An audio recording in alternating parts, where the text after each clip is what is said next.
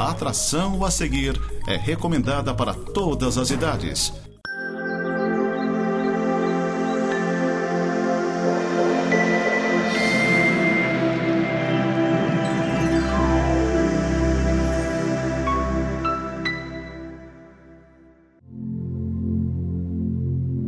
Olá amigos, sejam bem-vindos a mais um programa Semeando para a Vida Eterna da Igreja Presbiteriana de Lages. A Igreja Presbiteriana de Lages fica ali na rua Coronel Fausto de Souza, 353, no centro de Lages.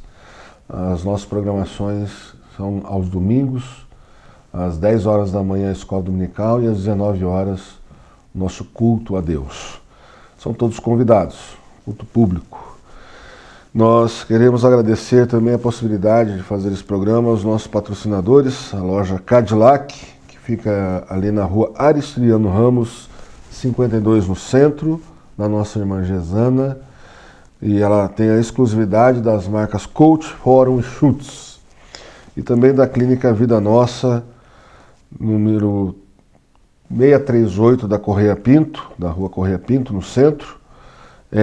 Temos ali a ultrassonografia com a doutora Vanessa Gerber, a dentista também com o Dr. Fernando Gerber e a irmã do Dr. Fernando, a Suiane, que é uma clínica geral, médica, né? Então, a Clínica Médica Vida Nossa, clínica geral ali também na rua Correia Pinto, 638 no centro de Lages.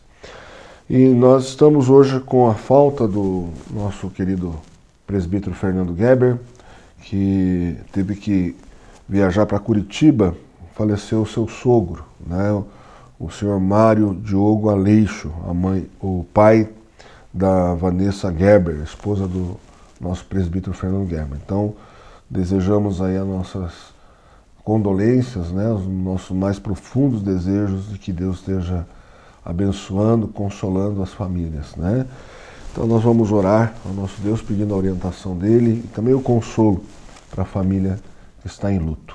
Vamos orar? Deus e Pai, nós te somos gratos, ó Deus, por mais um dia que o Senhor nos dá. E hoje, ó Deus, te peço muito especialmente pela família do nosso presbítero Fernando Gerber, pela sua esposa Vanessa, que perdeu o pai no dia de hoje. Que o Senhor esteja, ó Deus, consolando, derramando o teu Espírito Santo. Que o Senhor esteja, ó Deus, com aquela família, protegendo, ó Deus, na viagem, trazendo de volta em segurança, livrando-os do mal, ó Deus. E que neste momento de dor, de partida, o Senhor esteja ali, ó Deus, com a tua mão poderosa, com a tua mão consoladora, Deus, sobre eles. Em nome de Jesus, nós pedimos também a iluminação do teu Espírito Santo para esse momento, Deus, de reflexão da tua palavra. Em nome de Jesus que eu oro. Amém, Senhor. Queridos, hoje vou meditar num texto diferente. Nós estávamos programados para continuar falando sobre a questão dos coachings, né, que tem invadido os púlpitos, roubado a glória de Deus, focalizado a glória de Deus aos homens, mas eu quero hoje, de modo especial, trazer um outro texto para o nosso consolo, para o nosso conforto, aproveitando aí esse ensejo, né, desse momento de perda. Então, o Deus que nos criou, Ele não só nos criou e nos deixou à mercê. Ele cuida de nós, conhece a cada um de nós. Eu quero ler hoje o Salmo 139 para a nossa meditação. O Salmo 139 diz assim: Senhor, Tu me sondas e me conheces. Sabe quando me assento e quando me levanto. De longe penetras os meus pensamentos. Esquadrinhas o meu andar e o meu deitar, e conhece todos os meus caminhos.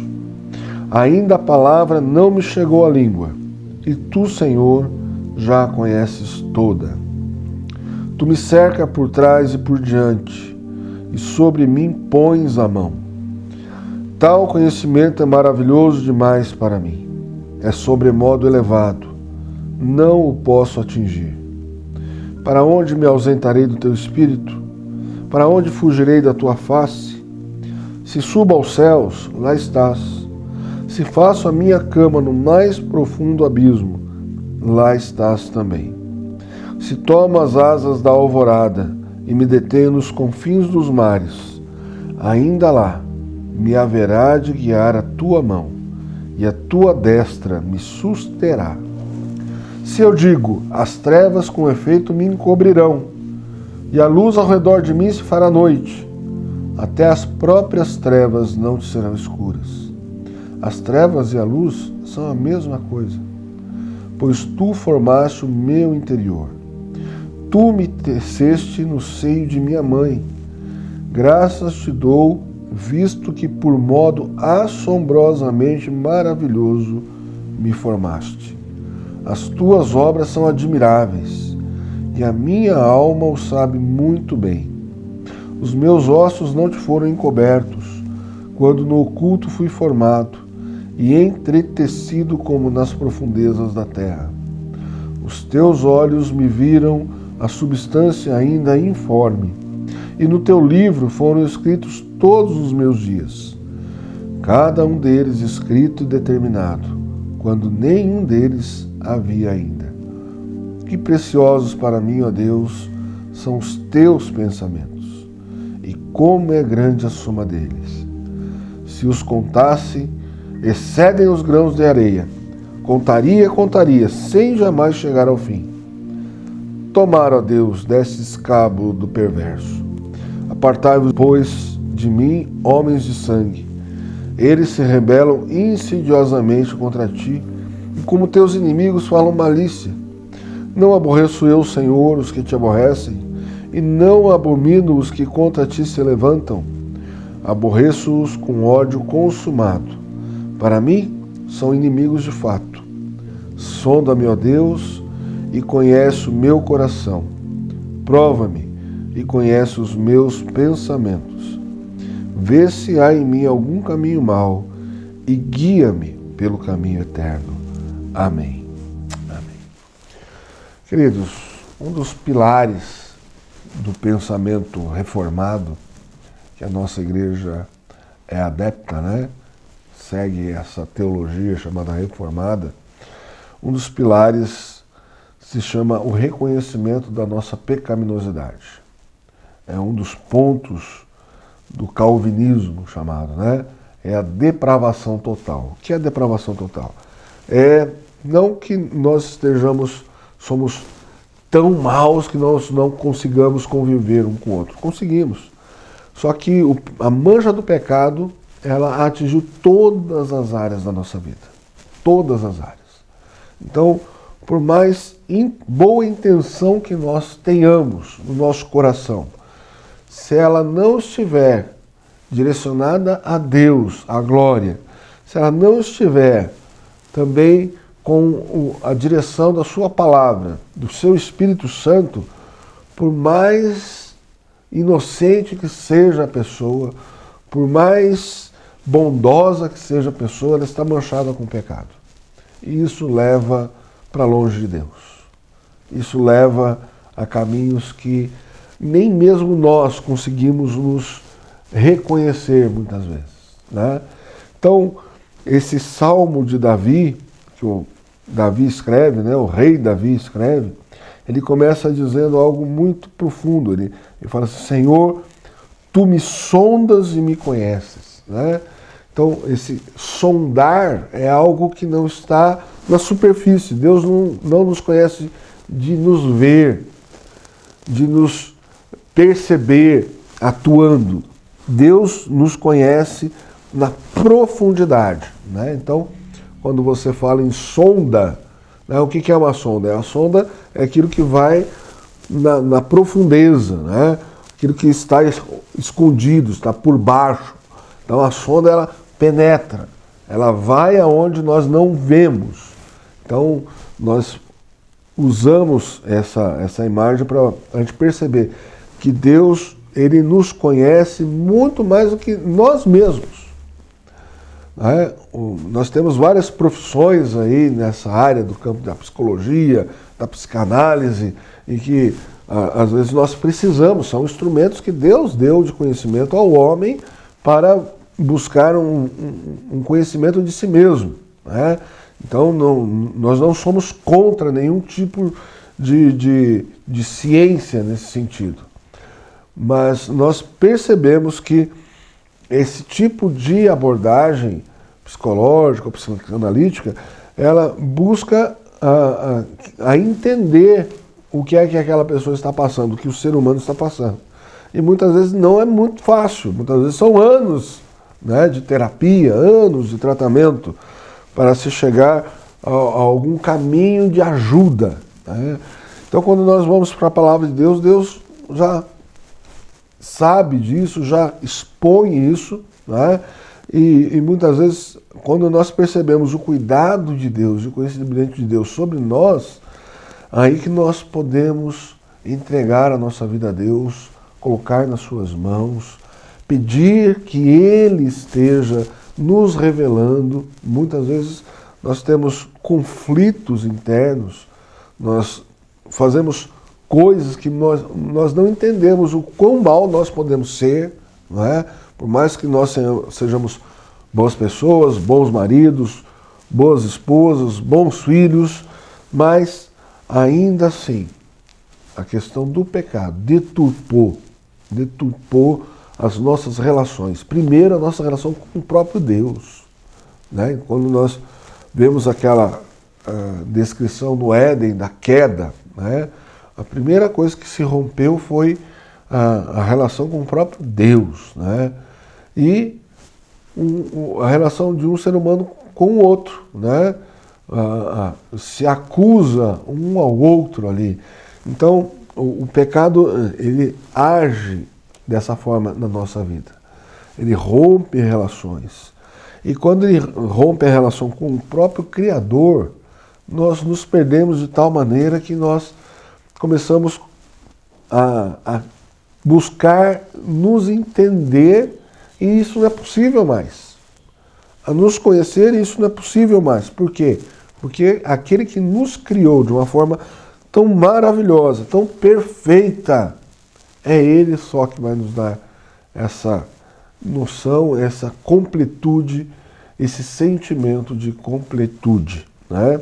Então esse Salmo 139 é um dos mais lindos que a gente tem na Bíblia, que é um dos salmos que eu mais gosto.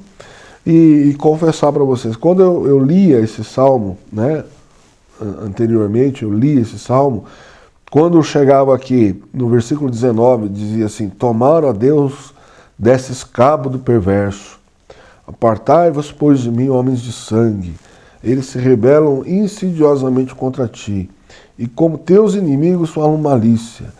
Não aborreço eu, Senhor, os que te aborrecem, e não abomino os que contra ti se levantam. Aborreço-os com ódio consumado. Para mim são inimigos de fato. Nossa, mas que palavra dura, né? O salmo todo é tão lindo, falando sobre o cuidado de Deus na nossa criação, na concepção, no cuidado no dia a dia, né? No amor de Deus. E chega nesse momento aqui, ele fala sobre ódio, né? Ódio contra pessoas. Meu querido, até eu entender que quando o salmista se refere aos inimigos de Deus, ele está se referindo à própria natureza humana. Não são pessoas específicas, não são RGs e CPFs específicos que ele está dizendo aqui. É contra a própria natureza humana, aqueles que se rebelam contra Deus. Porque a descrição toda que ele fez desse cuidado maravilhoso de Deus com a gente, quando a gente se rebela contra pessoas assim, contra o Deus Criador, nós vemos o mais profundo abismo que a humanidade caiu. É como nós nos espantamos ou ficamos aterrorizados quando vemos notícias terríveis de mães que matam seus próprios filhos, como aconteceu recentemente no caso daquele menino Juan. Né? Uma barbaridade. Como é que a gente vai imaginar alguém de bem fazer uma barbaridade dessa? Primeiro torturar uma criança inocente e depois cometer esse assassinato. Mas isso não é um caso isolado, isso se repete na humanidade. Por quê? Porque nós esquecemos de Deus, viramos as costas para o nosso Criador, aquele que nos concebeu de uma forma maravilhosa, que tem na sua palavra os cuidados revelados sobre toda a nossa vida, e nós esquecemos disso e achamos que somos fruto do acaso, e achamos que ninguém nos ama, e achamos que nós temos que ser perversos com os outros e sermos cruéis com os outros. Perdemos a referência do amor, perdemos a referência do Deus que cuida de nós, do amor com que nós somos concebidos. E veja, o concebido não é só uma questão de duas pessoas que se amam. É o próprio Deus, como Ele projetou essa criação. O modo como nós somos concebidos é fruto do amor de Deus.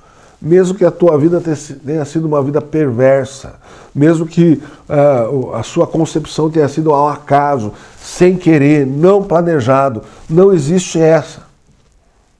Esse modo que nós somos concebidos é obra de Deus. E você, como alguém que nasceu perfeito diante dos olhos de Deus, é para a glória de Deus. Não importa a sua história passada, como é que você veio à vida. A vida é para ser celebrada. É para ser usada para a glória de Deus. E isso Deus nos dá a possibilidade a cada um. Não importa como foi a nossa história, a história da nossa concepção. Tu me teceste no seio de minha mãe. Perceba que é obra de Deus, não é uma obra do acaso, é obra de Deus. E, infelizmente, nós temos muitos que lutam com a sua natureza, carregam uma culpa do modo por que foram concebidos, né? Carregam uma raiva dos seus progenitores. Leia a palavra de Deus e perceba o cuidado dele com a tua vida. E mais, quando você se inteira disso, o único caminho que tem para com todo o seu passado é o caminho do perdão. Isso vai te libertar. E o caminho do perdão só é possível quando nós estamos em Jesus Cristo. O caminho do perdão, todo o nosso passado, porque Ele deu a sua vida por nós. Por mais disfuncional que tenha sido toda a sua vida, toda a sua família, as suas atitudes, as suas escolhas, tudo isso foi encaminhado para a cruz. Tudo isso foi pregado naquela cruz. Tudo isso foi redimido naquela cruz. Toda a nossa vida foi regenerada na pessoa e na obra de Jesus Cristo, naquele sangue que foi derramado naquela cruz. E isso nos possibilita, nos dá a nova vida, nos possibilita a nova vida, a transformação de vida, a ter sede e fome dessa palavra. Sede e fome da palavra de Deus. O caminho pelo qual nós vamos adorar a Deus e reconhecer em cada uma das suas atitudes. E aí, daqui para frente, você começa, daqui para frente que eu digo, no momento que você reconhece o Senhor Jesus como o único suficiente Salvador da sua vida, e começa a ter fome e sede dessa palavra, e começa a entender que tudo isso aqui está falando sobre cada um de nós, sobre a obra do Filho de Deus, e a possibilidade que Ele deu de uma nova vida para cada um de nós. Você começa a perceber que os caminhos da palavra de Deus é o que nós devíamos ter percorrido já desde o início. E que se lá no Éden o primeiro homem tivesse ouvido a palavra de Deus e obedecido, nós não estaríamos necessitados dessa redenção. Mas isso ocorreu. E isso não estava fora dos planos de Deus. E Deus planejou tudo isso para a glória dele. Então o Salmo 139 traz uma noção de um Deus que cuida da gente, mesmo sem a gente querer, mesmo sem a gente prestar atenção. Mas na percepção do salmista, na sua sensibilidade da presença de Deus, ele diz: como é que eu vou fugir de Deus? Para onde me ausentarei do teu espírito? Diz o versículo 7. Para onde fugirei da tua face? Não tem como. Aonde você está agora, sentado do jeito que você está agora, ou no carro, ou onde você estiver assistindo agora, Deus está com você. A presença dele está. Ele diz aqui: se subo aos céus, lá está. Se faço a minha cama no mais profundo abismo, lá estás também. Se tomo as asas da alvorada, ou seja, se acordo muito cedo, de madrugada, se me detém nos confins do mar, se eu estou num lugar que eu não consigo enxergar nem a borda da terra, e me detém nos confins do mar, ainda lá me haverá de guiar a tua mão, e a tua destra me susterá. Não tem como. Se eu digo: as trevas com efeito me encobrirão, eu não consigo enxergar nada, e a luz ao redor de mim se fará noite, até as próprias trevas não te serão escuras. As trevas e a luz são a mesma coisa. Por quê? Porque é Deus. É Deus cuidando da gente. É Deus nos guiando. E somente chegamos ao conhecimento disso, meus queridos irmãos e irmãs, meus queridos amigos, através do conhecimento da palavra de Deus, através da leitura da sua palavra, da alimentação, é se alimentar, né? Tem uma visão de um profeta, né, de Jeremias. Ele fala que ele comeu o livro, né? Ele comeu o livro e esse livro foi doce na boca dele, mas amargo no estômago, né? Então é doce, a palavra de Deus é doce, mas porém ela nos confronta com o nosso pecado. Ela revela quem nós somos. E aí só nos resta pedir isso a Deus, né? Guia-me pelo caminho eterno. Vê se há em mim algum caminho mau. Pode ter certeza que há. O pecado nos legou isso, né? É o legado do pecado. Há caminhos maus em nós. Mas o pedido do salmista é que Deus o guie pelo caminho eterno. Deus guia. E ele deu o guia completo aqui, a palavra de Deus. Só que essa palavra, sozinho, você lendo em casa, ela vai te alimentar, mas você precisa de uma comunidade, precisa de uma igreja, precisa de pessoas que estejam colocadas por Deus para orientar o que a palavra de Deus diz, né? Esse é um dos grandes legados também da Reforma Protestante, né? Até a Reforma Protestante, só quem tinha acesso eram os clérigos, a palavra, e ainda na língua original. Né? E Martinho Lutero, então, em 1517, o que ele faz? Ele traduz toda a Bíblia do grego, né, para... aliás, a Bíblia, o Antigo Testamento é escrito em hebraico e o Novo Testamento é escrito no grego popular, koiné, chamado, né? Mas a Bíblia mais usada era no latim, né? A Septuaginta. Então, o que Lutero faz? Traduz a Bíblia para a linguagem do povo, no caso o alemão, né? Ele traduz toda a Bíblia. Traduz toda a Bíblia para a linguagem do povo, para o povo ter acesso. E isso não foi barato. Isso custou vidas. Milhares de vidas numa noite só. Se formou uma guerra por causa disso. Mas hoje nós temos esse legado de termos a palavra de Deus na nossa língua, do modo que a gente entende, que a gente pode se alimentar dela. Mas o próprio Lutero disse, a livre interpretação é perigosa. Você tem que ter a orientação. Você tem que ter gente mais experiente, gente que Deus usa como instrumento para chegar ao entendimento do que Deus quer para a nossa vida. E esse salmo, eu recomendo que você leia esse salmo. Ele vai dar essa noção de que Deus conhece a nossa história, não só o nosso momento, mas toda a nossa história. Toda a nossa história. Antes de nós nascermos, substância ainda informe, e todos os nossos dias estão escritos diante de Deus, cada um deles escrito e determinado. Então, isso é cuidado de Deus para a nossa vida. Não é um entreguismo, que você fala assim, então se está tudo escrito. Não, é confiar no que Deus está fazendo, no que Deus está fazendo na sua vida, o amor que Ele tem por nós.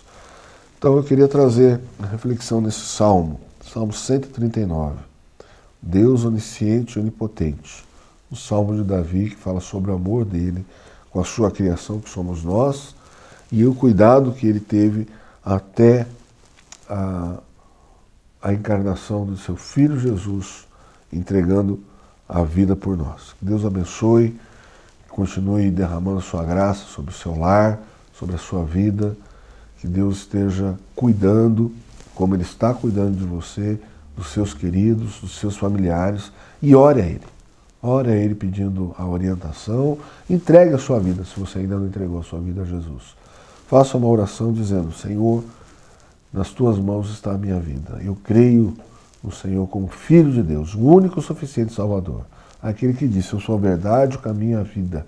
Ninguém vem ao Pai senão por mim. Em nome de Jesus que nós oramos. Amém.